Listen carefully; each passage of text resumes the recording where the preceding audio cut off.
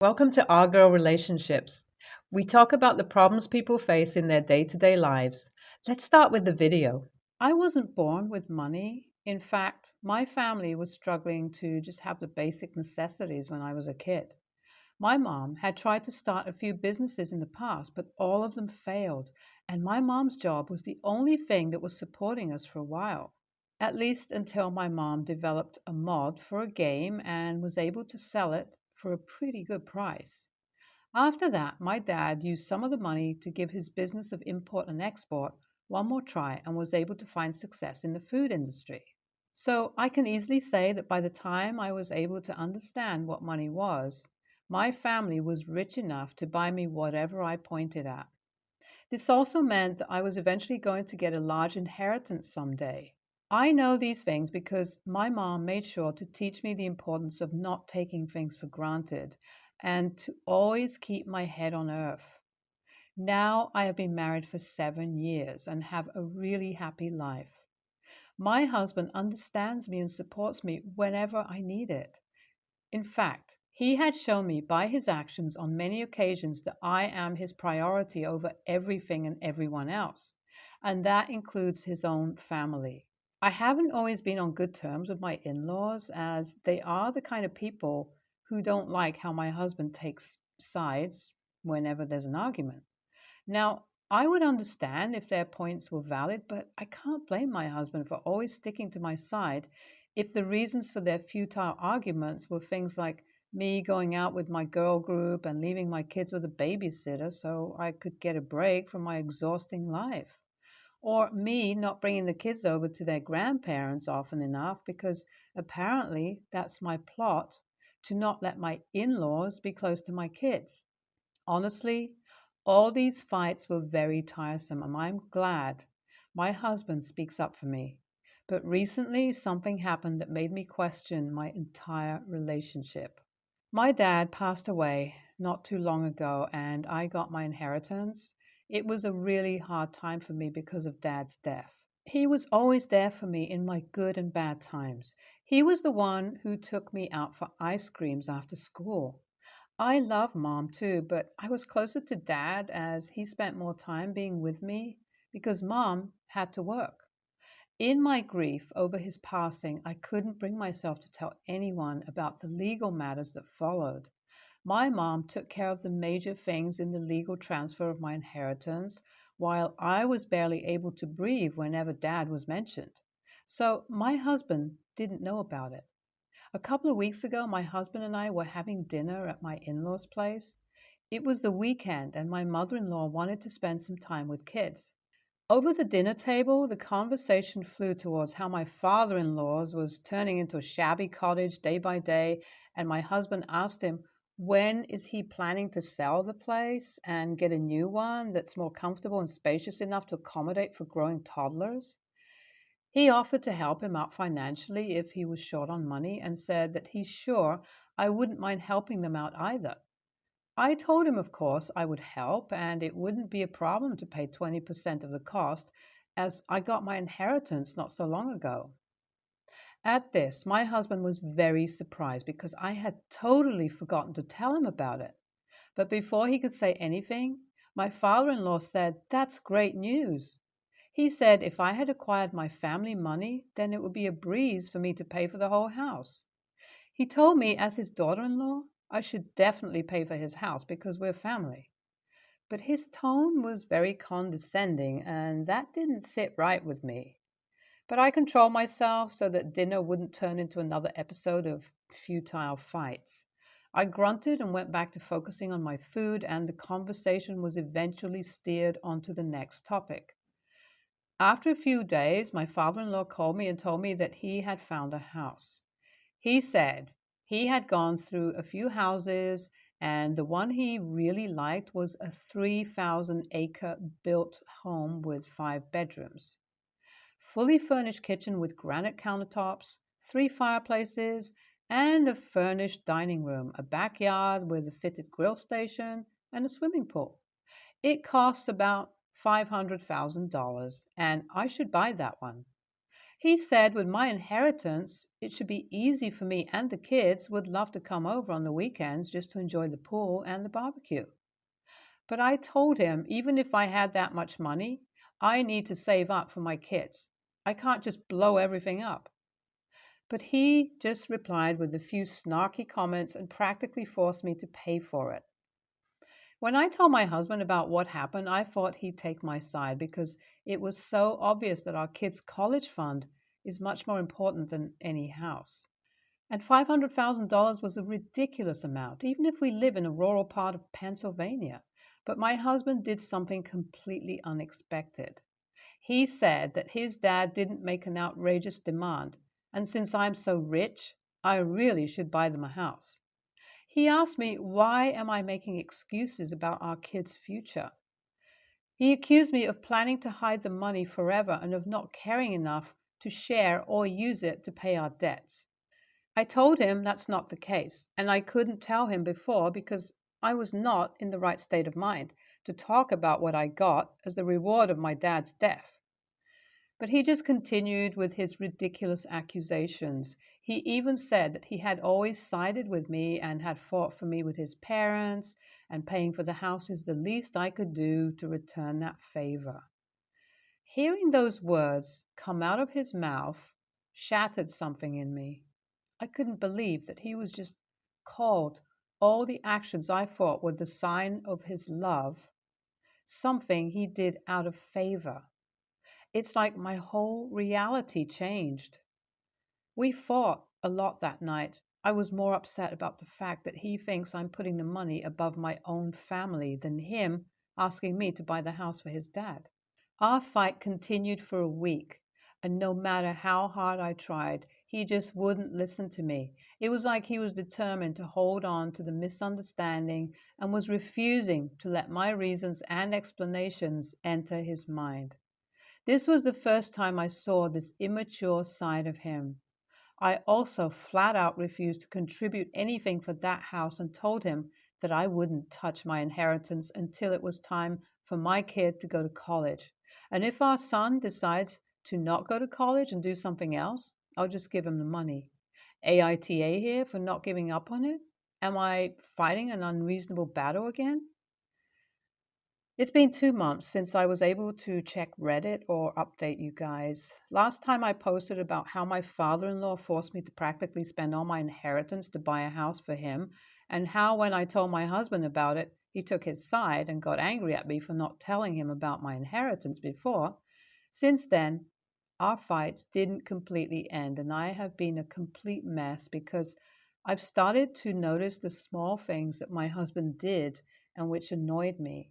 His actions, which I always thought were out of love, now seem like motions he's going through, and because it's his job to do that as a husband. Because of him not trusting or even trying to give me the benefit of the doubt for not letting him know about my inheritance, his behavior changed entirely. And it was so bizarre to see the man I loved behave in a petty manner that I had no choice but to face the fact that our relationship isn't what it used to be, and I needed to be smart and prepare for the worst. So I took out my share of the money from our joint bank account and deposited it into a separate account named after my son that I'll be managing. When my husband found out, he was really pissed, and we again had a row, but I wasn't going to change my mind about anything. I am beginning to realize that a man who can't watch me grow cannot grow with me, and things are going to be bad for a while.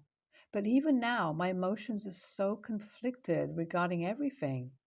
I still love my husband, and I don't want our marriage to end. I will try to work things out with him for my son and me.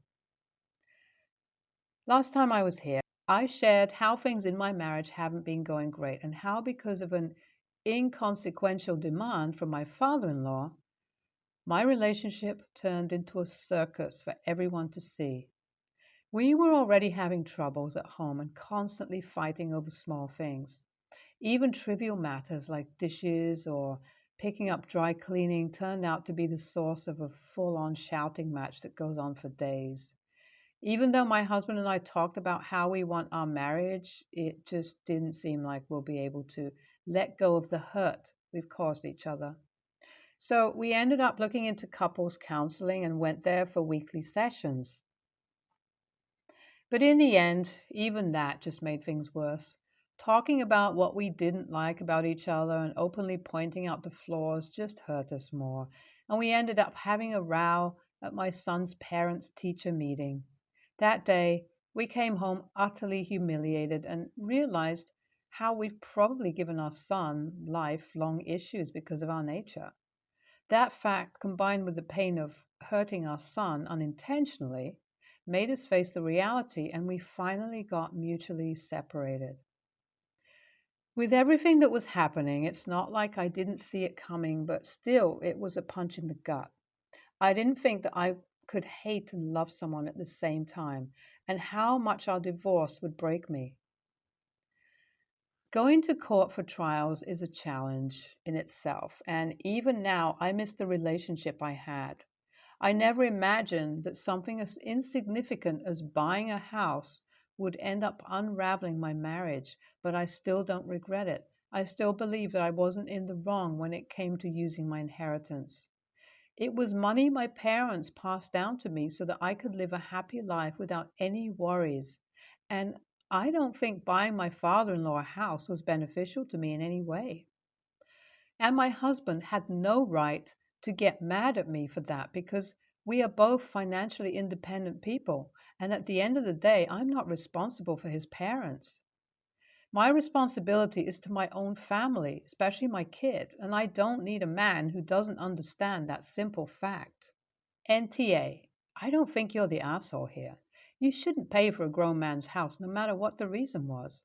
It was your money, and only you get to decide how you want to use it. NTA, wow, the father in law was really something. Not only did he hate you from the start, he completely changed his direction once he learned that you had money. And the husband that's not even capable of understanding that you couldn't tell him about it because of your grief is not worth your time. I say, just take the kid and walk out. It'll be good riddance.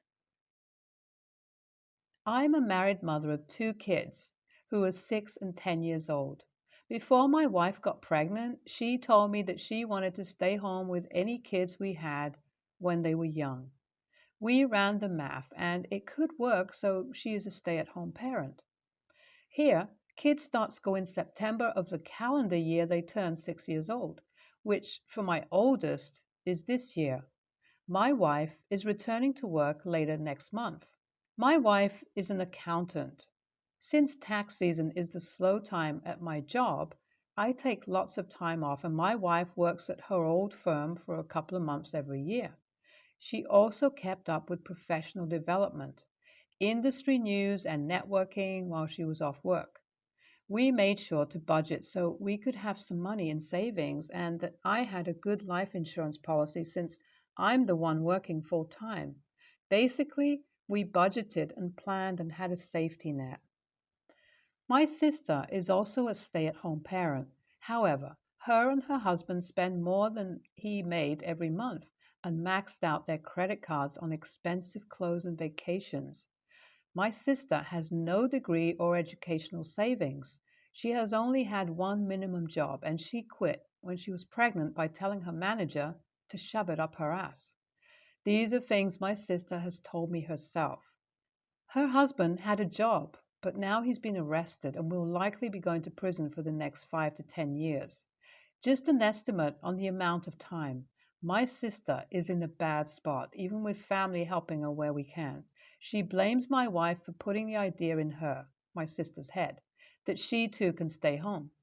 My wife never advised her.